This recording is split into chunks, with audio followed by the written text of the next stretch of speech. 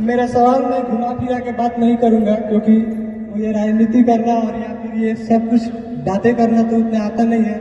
मैं direct sir से पूछना चाहूंगा कि इन्होंने, जैसे मैं एक विद्यार्थी हूँ और मैं इनसे पूछना चाहूंगा कि इन्होंने बिहार के विकास के लिए 3 मुद्दे रखे सामने कि 3 चीजों पे अगर हम काम करेंगे तो बिहार का विकास संभव है, ठीक। जिसमें से शिक्षा को इन्होंने एक पक्ष बताया, इसके अलावा 2 पक्षों पे बात की गई। पहला पक्ष था यहाँ पे जमीन के बारे में, खेती को लेके, ठीक। तो खेती तो एक प्राकृतिक संसाधन है जिसके ऊपर हम जमीन को तो बढ़ा नहीं सकते हैं, क्षेत्रफल बढ़ाना हमारे हाथों में तो है नहीं।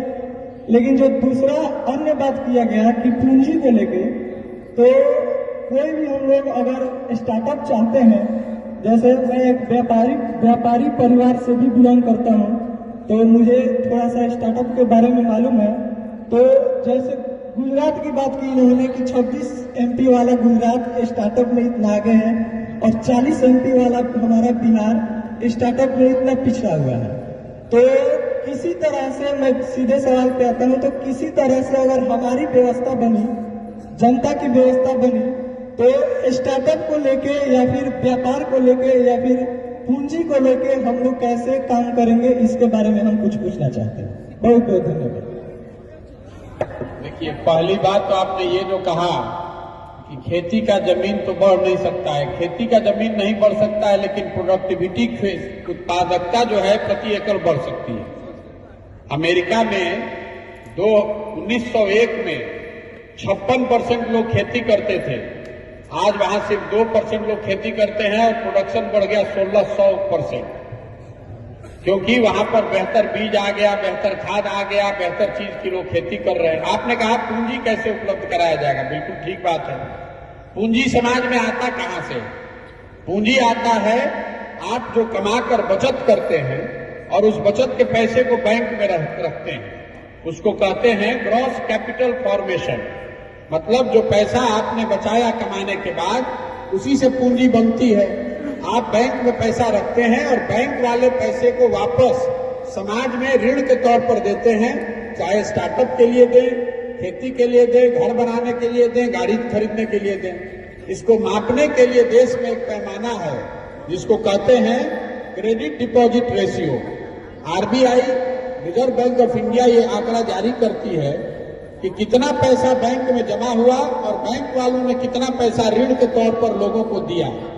तो भारत भर में CD ratio, credit deposit ratio है 70%। मतलब अगर 100 रुपया आपने बचाकर बैंक में रखा पूरे भारत के लोगों ने, तो 70 रुपया बैंक ने वापस ऋण के तौर पर, पूंजी के तौर पर समाज को उपलब्ध कराया।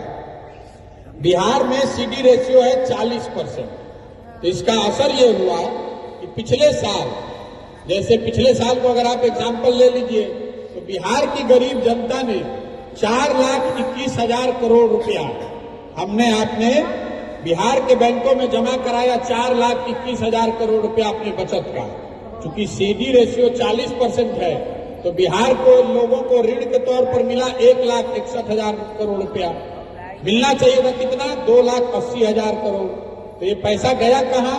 ये पैसा गया उन राज्यों में जहां पर स्टार्टअप चल रहा है, जहां फैक्ट्री लग रही है, जहां स्वरोजगार हो रहा है।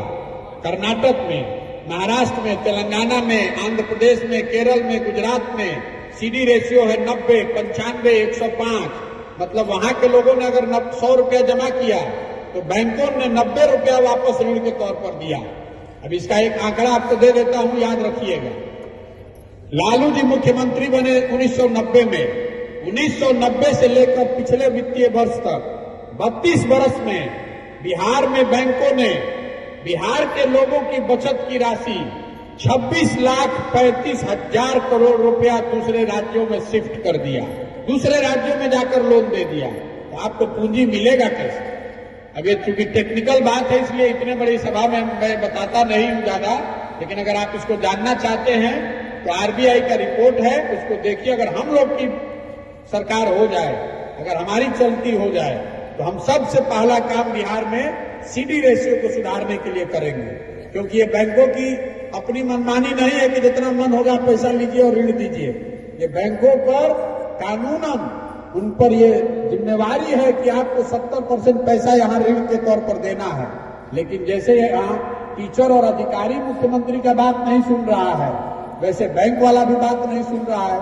पैसा जमा हो रहा है बिहार के लोगों का और वो पैसा जाकर लोन दिया जा रहा है कर्नाटक, गुजरात में। इसीलिए हम लोग के पास पूंजी की कमी है। इसका आपको देखने को मिलता होगा कि आप यहाँ घर का लोन लेने जाते हैं तो आपको 10-20 हजार रुपया घूस देना पड़ता है। वही बैंक जब दिल्ली में आप लोग घर खरीदने जाइएगा तो बैंक वाला आकर आपको गिफ्ट दे रहा है, ये बता रहा है कि हमारा इंटरेस्ट, हमारा ब्याज दर कम है, हमारा ब्याज दर कम है, हमसे लीजिए लोन। तो जो बैंक वहां आपको दौड़ाकर लोन दे रहा है, बिहार में वही बैंक लोन देने के लिए आपसे घूस मांग रहा है। इसलिए यहाँ पर बैंकों पर ये दबाव नहीं है। जो पैसा बिहार के लोग बैंक में जमा कर रहे हैं, जो बिहार के लोगों की पूंजी है, उसको बिहार में ही लगाइए। आप कर्नाटक, गुजरात, महाराष्ट्र लेकर मत जाइए। यही वजह है कि बिहार में इतनी ज्यादा पूंजी की कमी आपको दिखती है। 1990 से पिछले वित्तीय वर्ष तक 32 वर्ष में 26,35,000 करोड़ रुपया बिहार का चला गया दूसरे राज्य में। आप कह रहे हैं मजदूरों का पलायन, आप कह रहे हैं बुद्धि का पलायन। सबसे बड़ा पलायन बिहार में है पूंजी का पलायन। ये पूंजी जो है यहाँ से जा रही है बैंकों के माध्यम से दूसरे राज्य में। यही वजह है कि यहाँ पर लोगों को स्वरोजगार के लिए, उद्योग धंधे के लिए, घर बनाने के लिए, गाड़ी खरीदने के लिए बैंकों से आसानी से ऋण नहीं मिल रहा है।